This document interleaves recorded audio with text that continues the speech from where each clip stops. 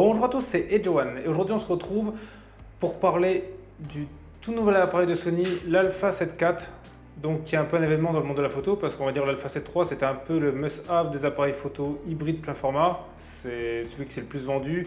Voilà, quand Sony l'a sorti, ils ont pris une belle part du marché et donc justement Sony vient enfin de sortir sa suite et on va voir ensemble justement si il vaut le coup comparé justement à l'ancienne gamme.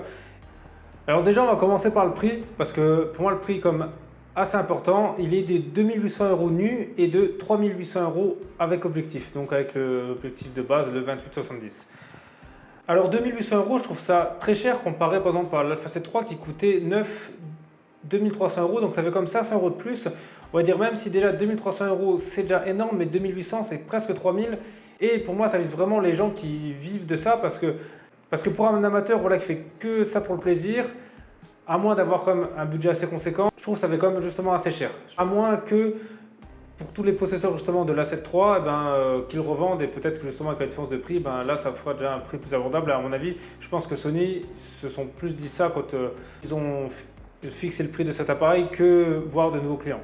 Mais bon, après de nos jours, les appareils photo, je trouve, augmentent de plus en plus. On va dire les nouvelles gammes sont de plus en plus chères, donc d'un côté ça ne m'étonne pas tant que ça. Ensuite, le capteur. Alors ce qui est bien, c'est qu'enfin justement ils enlèvent leur capteur 24 mégapixels et ils passent à 33 mégapixels, et moi je trouve ça bien parce que justement on va dire dans le monde des plein format hybrides, il y en a beaucoup qui restent à 24 mégapixels. Je parle notamment par exemple de chez Panasonic, le S1 ou le S5, chez Canon avec le R6 pareil. Voilà, le 24 mégapixels, on va dire, ça fait des années que c'est la norme, on va dire, soit en APS-C, soit en plein format, qu'ils ne changent pas.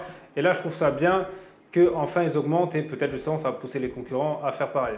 Alors maintenant aussi, pour placer un peu l'Alpha 7 IV sur le marché, on va dire, dans le monde de Sony, pour moi cet appareil c'est le mix d'un Alpha A7R IV et d'un A7S III. En fait, pour moi c'est un peu un mix des deux, et ils essayent justement de faire le meilleur compromis entre les deux. Et en prenant exemple par exemple le capteur photo, par exemple sur l'A7S III il est 12 mégapixels et sur l'A7R IV il est de 64 mégapixels.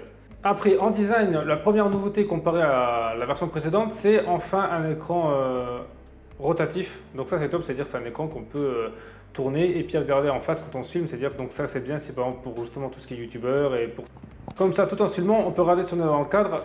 Parce qu'avant, pour faire ça, il fallait rajouter un moniteur externe, et ça, c'était un peu plus compliqué. Donc là, c'est bien.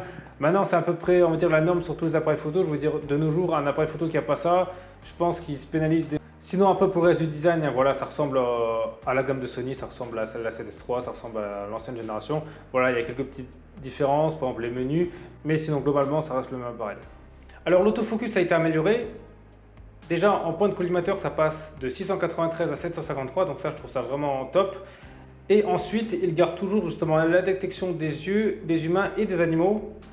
Et l'autofocus dans les différents textes justement est très rapide. C'est l'un des meilleurs du marché.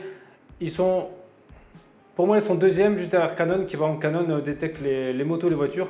C'est vrai que Canon en autofocus ont toujours été un cran au-dessus. Mais par exemple, Sony sont largement devant Panasonic, qui reste un peu justement leur gros défaut, qui est l'autofocus.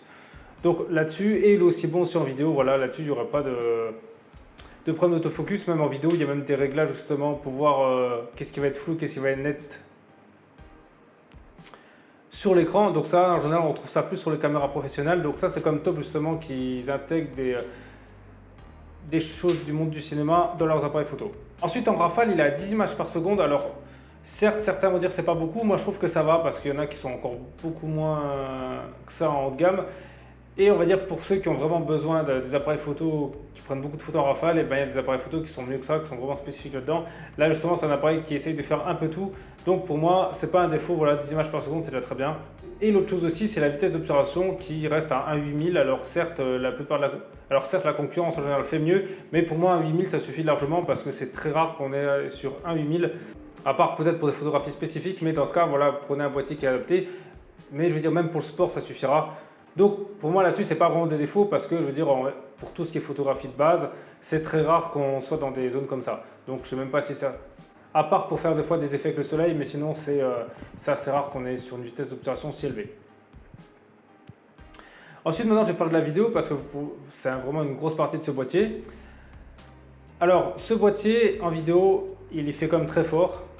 Alors dans les tests, j'ai souvent remarqué qu'il était comparé à la 7S3 et ça je trouve ça vraiment dommage parce que c'est pas du tout le même type d'appareil parce que pour moi la 7S3 c'est plus une caméra qu'un appareil photo parce que ce qu'il faut prendre en compte c'est que la 7S3 n'a que 12 mégapixels donc avec 12 mégapixels on peut faire plus de choses, en tout cas je veux dire il y a moins de contraintes que quand on a un 33 donc c'est pour ça qu'on va voir ensemble qu'il y a certaines petites choses qui changent comparé à la 7S3 mais qu'au final c'est parce qu'il y a plus de pixels donc si vous voulez juste une caméra il ne faut pas se tourner vers cet appareil. Donc il enregistre en 4K 60 fps jusqu'à 600 mégabits par seconde. Et ça, c'est quand même énorme parce que 600 mégabits par seconde, ça veut dire qu'il fait même mieux que le S1H de Panasonic. Pour moi, ça, c'est quelque chose vraiment de très important dans une vidéo parce que justement, plus il y a de mégabits par seconde, plus je veux dire, il y aura de détails dans la vidéo. Pour moi, ça fait partie vraiment des critères quand j'achète une caméra et je trouve que c'est quelque chose qui est vraiment pas assez mis en avant, on va dire, dans les tests parce que c'est vraiment comme ce qui fait la qualité de l'image en elle-même. Bon, bien sûr, après pour enregistrer avec cette cadence, il faut une carte mémoire CF Express de type A, donc c'est les types A, c'est les propriétaires à Sony. Ensuite, il fait du 422 bits en interne, donc voilà, bon ça ne m'étonne pas parce que c'est un peu tout ce qu'ils font maintenant. Je veux dire, s'il n'aurait pas eu ça, ça aurait été compliqué comparé à la concurrence qu'ils ont tous. Donc ça, c'était limite obligé qu'il l'ait. Ils n'ont pas le mode 4K DCI. Alors ça pour moi c'est pas trop grave. Alors le 4K DCI justement pour ceux qui ne savent pas ce que c'est le 4K version américaine. Donc c'est le 4K, la dimension c'est 4096 par 2160 alors que le 4K normal c'est 3840 par 2160. Mais on va dire que le 4K DCI justement est utilisé principalement dans le cinéma. Et en général, même si on pourrait presque, c'est pas le genre d'appareil qu'on achète pour faire un film. Donc pour moi c'est pas grave.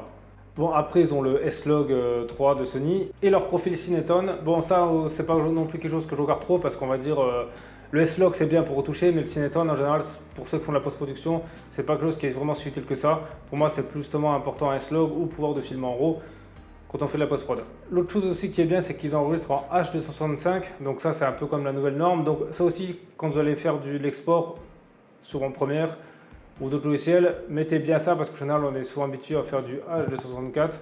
Après, à noter qu'en 4K 60 fps, il a un crop de 1,5 comparé à la 7S3. Alors moi ça ne m'étonne pas parce que justement la 7S3 a que 12 mégapixels et l'Alpha 7 IV en a 33. Donc c'est sûr qu'avec plus de mégapixels, la solution que Sony a trouvée justement pour que tout se passe bien, c'est justement de ne pas utiliser tous les pixels. Ensuite, un recadrage, est-ce que c'est vraiment si un problème que ça dépend pas pour tout le monde. Je veux dire, il y a des gens que ça va poser problème, d'autres non, parce que je veux dire, en fonction de ce qu'on filme, hein, des fois justement, ça peut même nous éviter de devoir encadrer après la vidéo. Voilà, donc il y a des gens que ça va déranger. Moi personnellement, c'est pas un truc qui me dérange spécialement parce qu'on peut toujours s'adapter. Hein. Je veux dire, on met un objectif plus grand angle, il y a toujours moyen de faire quelque chose. Et de toute façon, à moins de filmer du paysage, c'est très rare qu'on filme avec des très grands angles en vidéo parce qu'en général, justement, les actions, on essaie de les faire vivre au plus près du spectateur. Et après, en enregistrement externe, à l'heure actuelle, il n'y a pas vraiment d'intérêt, c'est-à-dire que la seule intérêt que vous allez avoir, c'est que vous allez pouvoir avoir une dynamique de couleur un peu plus élevée, mais je veux dire, rien qui justifie vraiment de mettre un enregistreur externe. Alors, certes, il y aura peut-être des mises à jour, c'est que pour l'instant, on ne peut pas filmer en RAW. Voilà, au moment où je fais la vidéo, il y aura peut-être des mises à jour, comme par exemple, je ne sais pas, Panasonic qui l'ont fait. Ça ne m'étonnerait pas justement que dans l'avenir, ils le fassent, parce que ce serait un peu dommage d'amputer l'appareil de ça.